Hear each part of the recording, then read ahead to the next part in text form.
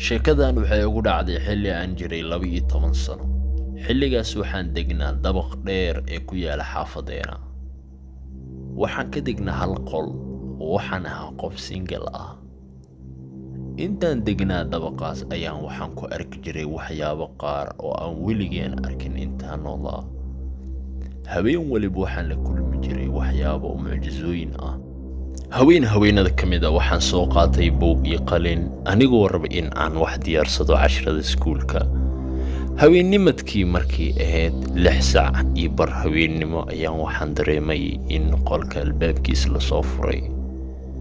Xilligaas wuxuu ahaa xilli la baqaayay oo dadka ayaa waxay ka baqaayeen qof judaali ah. Haweennimadkii anigoo cabsanaya ayaan miiskii isaga soo dhaqaaqay. kadibna waxaan imid sariirteeda, laakiin waxaan dareemay wixii aan habeen walba dareemi jiray. ugu dambayn sidii ayaan ku hurday. markii ay 7 saac habeennimo ayaan waxaan maqlay in qolka la soo furay, laakiin mana garan karin qofka soo furay. ugu dambayn waxaan arkay wax markii aan arkay xitaa xaadeyda istaagtay. waan ka istaagay sariirta oo si tartiib ayaan qolka u soo xirtay. kadibna anigoo si taxadir leh isaga fiirinaya albaabka ayaan isaga soo dhaqaaqay meesha.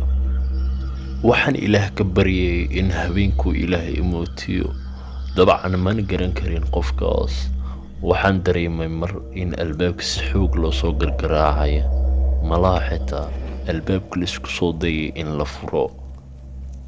waxaan hubaa in qofkaas bini'aadan xataa uusan ahayn, sababta waxaan dareemay albaabka xoog loo soo jebinay.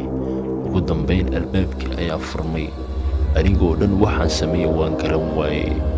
waxaan dareensanaa in uu ii furan yahay albaabkayga.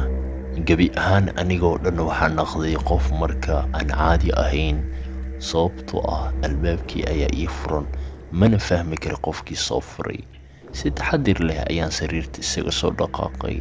weliba waxaan soo aaday dhankii albaabka, kadibna waa xirtay. ugu dambayn sariirta ayaan iska saarnaa. weliba waxaan iska dhayay qof hurdaya. kadibna intaan meesha jiifay ayaan waxaan dareemay wax weyn oo culays in korkayga ay saaran yihiin. si tartiib leh ayaan isheeda u furayay. ilaahay wuxuu i tusay waxaan weligaan arkin, oo laakiin madow oo timo waaweyn leh. aad iyo aad baan ugu baqay. kadibna way isaga cararay. kadibna waxaan fiiriyay albaabka ayaan soo furay. waan arki waay cidna. maalinka xigtay intaan liigu gaarin ayaan isaga soo dhaqaaqay dabaqoo idil, oo haddii aan sii joogi lahaa waxay noqon lahayd in aan la mid noqo qof la dilay oo kale.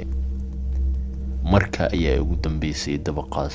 haddii aan ninkaas i qaban lahaa maxaa igu dhici lahaa aniga.